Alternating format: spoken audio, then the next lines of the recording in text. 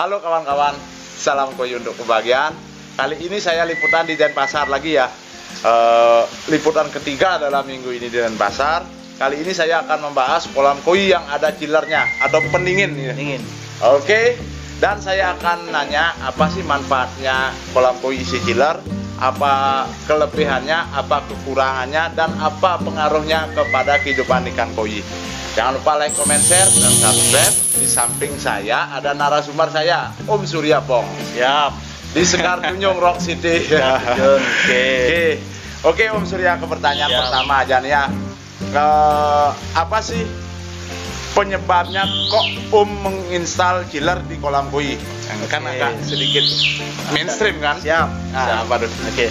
Oke, histori awalnya Ya. Histori awalnya itu yang ikut seminar atau liputan dari Kiko, Om Kiko. Ya. Di sana dia dijelaskan tentang parameter air, tentang suhu dan sebagainya. Nah, di sanalah keseimbangan yang harus dibutuhkan sama ikan. Ikan Ya. koi itu bisa dia hidup di air dingin, air panas. Tapi kalau suhunya berubah-ubah, itu yang cepat menyebabkan ikannya itu sakit. Nah, yang kita tahu di perkotaan seperti Denpasar, Jakarta itu memang suhunya kan panas, suhu panas. Di air yang panas atau air yang suhunya lebih tinggi, tingkat DO atau nilai DO-nya itu akan lebih rendah. Ya. Sedangkan di pegunungan yang suhu yang dingin airnya, DO-nya itu lebih tinggi. Nah, DO itu kan oksigen terlarut dalam air. Ya. Jadinya dengan oksigen terlarut dalam air lebih tinggi, jadi ikan pun lebih nyaman, ya lebih enak dalam kehidupannya gitu. Oh, itu ya inspirasi awalnya itu. Nah, Om Surya sudah berapa tahun nih pakai chiller ini? Chiller kurang lebih 2 tahun sampai 2 tahun setengah lah. Ya betul lah. 2 tahun sampai 2 tahun setengah. setengah. Nah, ada beberapa pendapat kan Om, ketika di air yang suhu dingin, grow ikan koi lebih cepat gede ya? Benar nggak tuh? Oke, dari pengalaman sama dari keterangan dari anggaplah pemain-pemain koi yang lebih ini senior di Jakarta seperti Om Dapin Yo, terus yang lain juga, di air yang dingin itu memang grow ikan lebih maksimal, sama pertumbuhan salah satu yang membuat beninya bagus yaitu suhu air yang dingin. Memang faktor yang lain itu banyak, seperti yang pertama terus cahaya matahari, sama pakan color. Tapi yang lagi satu yaitu suhu yang stabil dan dingin, itu yang untuk ngejar beninya biar bagus. Nah, itu juga karena di kolam saya sinarnya kurang, dan untuk support pakan color juga kurang. Yang coba support pakai suhu air seperti itu. Itu juga salah satu faktor. Oke. Nah, kelebihan pakai chiller ini apa dan kekurangannya, Om Surya? Oke, kelebihannya, pengalaman saya dulu setiap musim pancaroba seperti sekarang, pasti beberapa ikan tuh sakit, atau kita harus mempuasakan kolam supaya kelihatan tubuhnya bagus karena suhu airnya itu naik turun. Swing pH juga, swing suhu. Nah, dengan penggunaan chiller dari 2 tahun, di musim pancaroba pun saya tetap hajar terus pakan. Tetap ugal-ugalan terus. Terus seperti kata Haji, ugal-ugalan terus. Karena suhunya sudah stabil, saya set di suhu 24 derajat Celcius. Oh, begitu ya. Nah, untuk kekurangannya tadi kan kelebihannya, kekurangannya apa, Om? Kekurangannya sudah pasti listrik. Listriknya lumayan. Itu aja. Nah, untuk chiller Om ini kekuatannya berapa PK sih? Ya. Dari kolam saya sih tidak terlalu besar ya, cuma untuk kolam saya sekitar 6-7 ton di luar filter. Saya pakai 1,5 PK. 1,5 PK. Nah, untuk wattnya berapa sih tuh, Om? Watt yang dihabiskan itu kurang lebih 1000 watt. 1000 watt sekali hidup. Nah, di setup nih kira-kira berapa kali dalam sehari setup hidupnya? Hidupnya sih 24 jam. 24 jam, nanti dia akan ngatur sendiri. Apabila suhunya naik 0,5 derajat, dia akan hidup sendiri. Dia hidup sendiri, saya set di suhu 24. Apabila dia naik di 24,5, dia akan hidup sendiri. Turun sampai 24, chillernya mati sendiri. Oke. Gitu. Nah, selanjutnya Om, chiller ini berpengaruh nggak ke nafsu makan ikan koi? Kan banyak nih penghobi koi kan berharap koinya pasti jumbo. Nah, parameter koi jumbo itu kan pus pakan salah satunya. Betul. Nah, gimana Om? Wah, kalau pakan sih pasti lebih rakus karena rakus, ya? DO-nya bagus, oksigennya bagus. Anggaplah kayak kita manusia kalau lagi bugarnya kan pengen makan terus. Kalau kita lagi sakit misalnya suhunya agak gerah kan malas makan. Hujan-hujan pasti aja sering lapar terus nih. Pengen makan terus kalau hujan-hujan kan. Nah, dingin-dingin ikan juga pasti lahap makannya. Oke, masuk Pak Eko. Siap. Nah, selanjutnya Om Surya. Yeah. Di sini kan rata-rata kalau penghobi koi di Bali itu pakai uniring kan.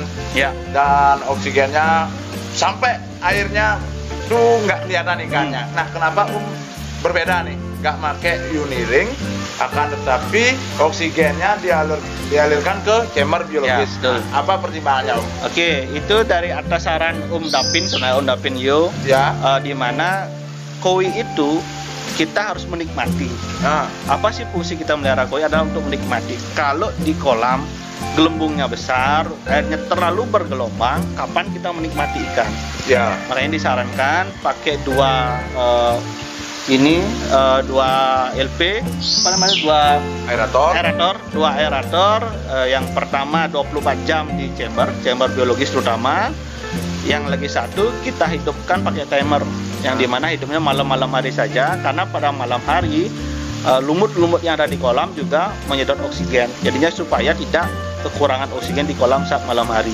Makanya nanti kalau masuk jam 6 sore dia akan otomatis aerator yang di dasar kolam pasti dia akan hidup ya. Jadinya di malam hari pakai dua aerator, kalau dari jam 6 pagi sampai 6 sore pakai satu aerator saja. Jadinya kita puas menikmati koi. Intinya view ya. View koi. Nah, itu ya teman-teman. Nah, kesalahan saya teman-teman, kolam saya kecil tak gas aerator. Kencang. Nah, selanjutnya kembali kita ke chiller lagi, Om Surya. Nah, chiller ini kan membuat suhu jadi stabil gitu ya. Nah, kalau suhu di 24 itu nggak cepat sakit ya koinya, karena ada beberapa anggapan ketika suhunya di 24, jamur seperti Aeromonas, Nitrosmonas dan lain sebagainya itu cepat tumbuh. Nah, gimana itu Om? Memang kalau kita sebelum pakai chiller, kita juga harus sudah memastikan filtrasi kita tuh bagus dan yang dimana bagus itu tidak perlu mahal. Yang penting kerjanya optimal. Misalnya kalau memang mekanisnya harus optimal, biologisnya harus optimal, kimianya harus optimal, seperti itu. Jadinya kalau itu bisa kita pastikan sudah optimal, walaupun suhunya 24, astung kare tidak ada ikan yang sakit ya. Kalau sakit tinggal hajar penanganan seperti itu. Angkat karantina pakai PK. Rata-rata size-nya di kolam ini berapa sih Om? Kita ke ikannya deh sekarang. Ya. Kalau ikannya sih rata-rata ya ada 65 up, ada yang 70, ada juga yang tanggung yang 40, 35 itu ada. Rata-rata populasinya berapa sekarang Om? Atau rata-rata import apa lokal? Yang ada sekarang itu ada kurang lebih 16 ekor ikan. Memang sih overpopulasi juga namanya, karena kolam cuma kurang lebih 7 ton. Beberapa ada import, ada lokalan juga, seperti itu. Kalau importnya ada dari Dainichi, ada yang lain juga ada kok. Gitu ya. Ada import lokal nyampur ya. Nyampur. Nah, selanjutnya Om main koi udah berapa lama sih? Terhitung dari pertama punya kolam? Terhitung punya kolam 2014. 8 tahun ya. Kurang lebih 8 tahun.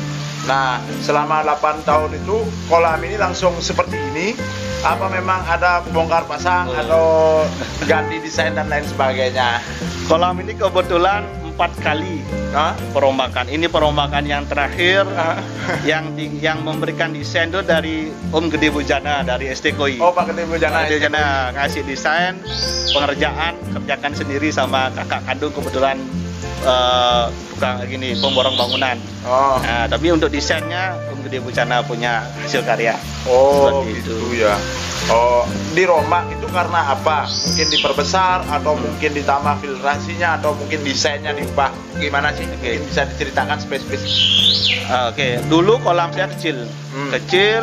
populasinya banyak, filternya ancur-ancuran, ikan pasti akan cepat mati. Nah, karena sering saya sama Om Gede ngobrol, tanda kutip curhat lah sama beliau, ikannya sering mati sebagainya. Terus dia cek ke sini, dilihat rumah saya yang kecil, jadinya didesain sama dia, dibuatkanlah gambar seperti ini, dimaksimalkan areanya, filternya pakai rumus maksimal 30% dari besar kolam, terus isi filternya juga disesuaikan.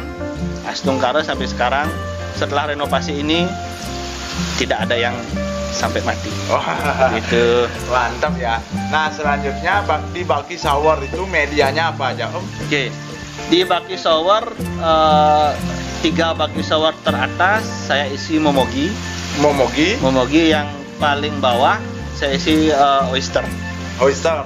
Oke. Itu yang di bulky shower. Kalau di chamber ini full biologis apa ekor mekanis apa ada biologisnya? Oke, so yang awal kita pakai mekanis cuma pakai brush, terus ada jaring nelayan, ya.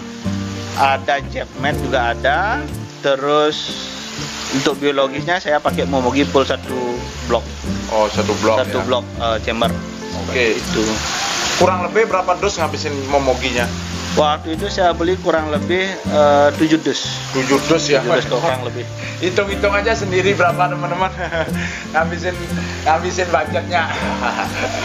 Ya. Nah, untuk perawatan airnya, Om. Ya. Airnya kan excellent banget, perfect banget kan, jernih dapat, sehat dapat. Terus ikan koinya juga sehat-sehat teman-teman. Apa sih tipsnya, Om? Tipsnya sama aja dengan yang lain, jaga parameter air, ya. Terus ingat backwash. Kalau saya sih kebetulan dua minggu sekali ya, 2 minggu sekali baru backwash karena kebetulan kesibukan di rumah juga. Kalau dulu nggak sibuk ya seminggu sekali. Seperti itu aja. Dan yang terpenting saya dripping air 24 jam. Oh, dripping air 24 jam, cuma kecil. Kecil ya, kurang lebih dalam sehari ya 1 sampai 2 kubik lah. Oh, jadinya kecil 24 jam full dia terus ngalir ya, full ya. Ya. Oke. Di sini pakai air PDAM apa sumur bor, Om? Saya pakai sumur ya. Sumur bor. Oke. Jos ya teman-teman. Nah, itu ya. Oke, kebetulan di sini ada balai bengongnya juga untuk menikmati ikan koi ya. Siap. Oke, udah berapa menit ya? 14 atau 13 menit perbincangan kami teman-teman. Jika ada salah kata, salah ucap, mohon maaf ya. Ambil baiknya, buang buruknya. Oke, jangan lupa like, comment, share, dan subscribe. Bagi kawan-kawan yang mau nanya killer, bisa nanti kita sharing-sharing di Facebook saya atau di IG ya. Oke, akhir kata salam koi untuk kebahagiaan. Sampai ketemu di video kami selanjutnya. See you. Salam dari Sekar Tunjung Rock City. Asik.